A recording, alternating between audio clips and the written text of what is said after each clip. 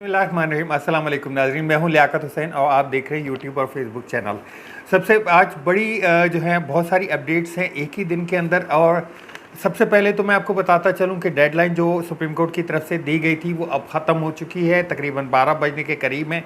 जब तक आप मेरा वीलॉग सुन रहे होंगे ये डेट ख़त्म हो चुकी होगी, ये डेडलाइन ख़त्म हो चुकी होगी, क्योंकि अभी तक जो है वो पैसे जो है वो ट्रांसफ़र नहीं किया गया। उसके आगे जो है पार्लियामेंट से एक वो करारदाद मंजूर करवाई जा रही है कि जी इत्तेहादियों का फैसला है कि हम पैसे ट्रांसफ़र ना करें।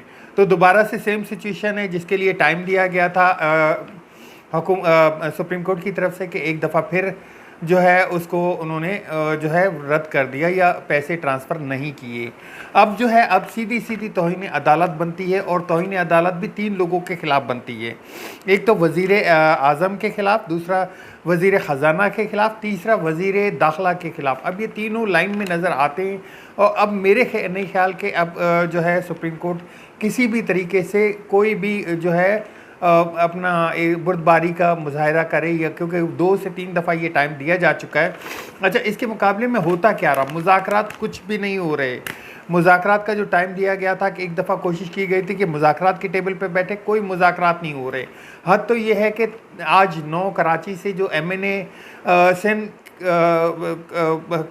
सिंध हाई कोर्ट के जो ऑर्डर लेके गए हुए थे वहाँ पे असेंबली में, उनको अंदर तक नहीं जाने दिया गया, क्योंकि उनको कहा यह गया कि इलेक्शन कमीशन का जो एक तरह से वो जो डी नोटिफिकेशन है उसको रद्द किया गया है, लेकिन स्पीकर के जो रूलिंग है या स्पीकर ने जो उनको डी नोटिफाई किया हुआ उसको रद्द नहीं किया गया।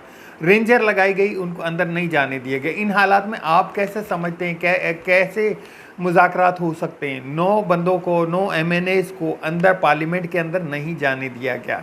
एक तरफ तो ये बात करते हैं कि जी आएँ वापस जो हुकूमत में बैठे, पार्लियामेंट में बैठे, पार्लियामेंट में बैठ के मामलात को हल किया जाएगा, लेकिन दूसरी जानिब इस पे बिल्कुल ट्रस्ट नहीं किया जा सकता। कोई मुज़ाकरात के लिए टीम मुकर्रर नहीं की गई, कोई मुज़ाकरात में पेशरफ्त नहीं हुई, बल्कि 3-3 इजलास हुए। एक इजलास तो इत्तेहादियों के साथ हुआ, दूसरा काबीना के साथ हुआ, तीसरा शहबाज शरीफ की जो है एक तरह से सदारत में बैठ के हुआ। तीनों में कोई जो है इलेक्शन की तरफ जाने की बात नहीं की गई, बल्कि पार्लियामेंट में खड़े होते हुए इसहाक डार साहब वज़ीर ख़जाना कहते हैं कि इलेक्शन कुछ महीने आगे चलेगा तो क्या ऐसा बवाल मच गया, क्या ऐसा तूफ़ान आ गया।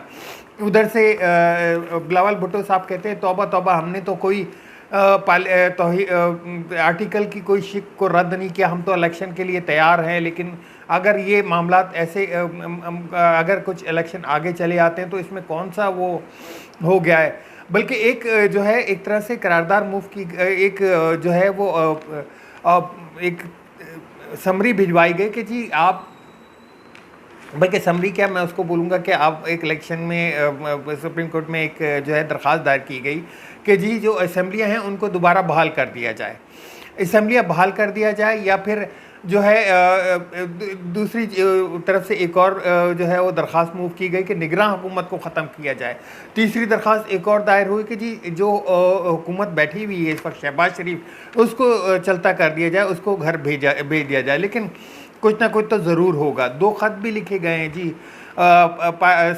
सदर पाकिस्तान को। एक तो शेख रशीद अहमद की तरफ से लिखा गया कि आप पार्लियामेंट को बोले कि वो एतमाद का वोट लें। दूसरी जानिब एक और ख़त लिखा गया जिसमें जो स्पीकर कौमी असम्बली है उनकी तरफ से सदर को लिखा गया कि जी 3 रुकनी बेंच ने जो एक कानून पास करवाया है उस पर स्टे कैसे ले लिया है, उस पर अमल दरामद कैसे रोक दिया गया है, आप उस पर एक्शन लें या उस पर बात करें, उसकी तरफ देखा जाए।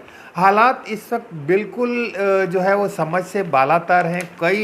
कोई जो है ना वो बैठने की, मुज़ाकरात के टेबल पे आने की या इस तरह की कोई वो नहीं है।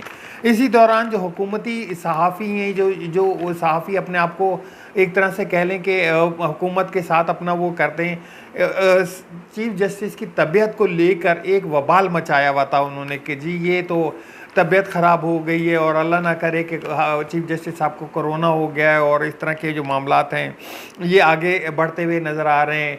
इलेक्शन जो है वो दिसंबर में या उससे भी आगे ले जाने की बातें की जा रही हैं। एक तरीक़ाकार है इनके पास कि ये इलेक्शन ये जो 90 दिन की जो रूलिंग है या जो 90 दिन का आर्टिकल है, इसको वन टाइम के लिए इसको चेंज कर सकते हैं, लेकिन उसके लिए आपको पार्लियामेंट में जाना होगा। पार्लियामेंट में आपको 2/3 अक्सरियत की ज़रूरत है और उसके लिए पीटीआई का होना ज़रूरी है पार्लियामेंट के अंदर। लेकिन पार्लियामेंट में पीटीआई को तो घुसने भी नहीं दिया जा रहा है। पार्लियामेंट से जिस तरह दिखाया जा रहा है ना कि फजलुर रहमान साहब बातचीत करने पे राज़ी नहीं है, मुज़ाकरात करने पे राज़ी नहीं है, ये तो अब सामने क्लियर होता हुआ नज़र आ रहा है कि जैसे मैंने आपको कल के व्लॉग में बताया था कि जी अब मौलाना फजलुर रहमान को इतना बड़ा धचका नहीं है, जो उनको धचका लगना था वो लग चुका। पीपल्स पार्टी अपने मौक़िफ़ पे जो है वो इंटेंट है, क्योंकि पीपल्स पार्टी को इतना ज़्यादा झटका नहीं लग रहा है या उनको अपनी जो है इतना ज़्यादा दबाव महसूस नहीं कर रहे। खाली PMLN को है, क्योंकि PMLN जो है पंजाब से वॉश आउट हो गई है। आज एक और मामला भी था कि जो पाकिस्तान तहरीक इंसाफ के चेयरमैन इमरान खान साहब ने तकरीबन को 30 टिकट जो उन्होंने दिए हुए थे उन पे रिव्यू जो है वो मुकम्मल कर लिया है। 21 टिकट को तब्दील कर दिया गया है। 21 टिकट जो उन्होंने दिए थे वो लेके किसी दूसरी अपने उम्मीदवार को दे दिए हैं। अच्छा, उसमें भी काफ़ी जो है वो जो अरकान है वो खुश नज़र आए कि जी हमारे एक तरह से चेयरमैन का जो ऑर्डर होगा, जिस फील्ड में खिलाना चाहेंगे हम तैयार हैं उस फील्ड में। और 9 ऐसे टिकट थे जिनको अभी तक जारी नहीं किया गया था या रोका गया था, उनको भी जारी कर दिया गया। दूसरी जानिब हम मुराद सईद का देखते हैं। मुराद सईद साहब की मकबूलियत में बेतहा इजाफा हो गया। आज जो सवात में एक जलसा हुआ था, जो एक जलसा हुआ था जिसमें मुराद सईद वीडियो लिंक के ज़रिए खिताब कर रहे थे, एक जमे गफ़ीर था। अच्छा, ये मैं दूसरी तरफ बात भी करता जाऊं जो सवात के हालात की वजह से हालात में कि मुराद सईद जो बोल रहे हैं उसमें कोई तो सच्चाई होगी कि उनके साथ इतनी बड़ी आवाम का जो है जमे गफ़ीर खड़ा हुआ है साथ में। और साथ में एक और चीज़ भी बताता चलूँ, जो सवात का जो इंसिडेंट हुआ है अभी का, उसमें बड़े सहाफ़ी बड़े बड़े वो जी अपने ज़ाविये पेश कर रहे थे, लेकिन अब हालात चेंज होते हुए नज़र आ रहे हैं। मलबे के नीचे से असले के एक तरह से कह लें कि ढेर निकले हैं या अभी भी जो है वो पड़ा हुआ है, और उससे ये ज़ाहिर होता है कि कोई मतलब एक तरह से कह लें कि शॉर्ट सर्किट कह लें या इस तरह का कोई मामलात भी हो सकते हैं। अभी तहकीकात जारी हैं, मज़ीद तहकीकात हो रही हैं। तो अब नाज़रीन रह गए तकरीबन कुछ ही घंटे, आप कह लें कि 12 या 12 से भी कम घंटे, और सुप्रीम कोर्ट का जो इजलास है वो होने जा रहा है। और देखते हैं कि सुप्रीम कोर्ट इस पे क्या लाइन ऑफ एक्शन लेती है। लेकिन जो एक तरह से माहिरीन बता रहे हैं कि जी जिस तरह से ये एक तरह से फिर जो है सुप्रीम कोर्ट के एक जो ऑर्डर था उसको रूल आउट किया गया, उसको जो वायलेट किया गया है, नाहिली जो है तौहीन अदालत अब लगती है। अब बचत के कोई जो है वो चारा नहीं है।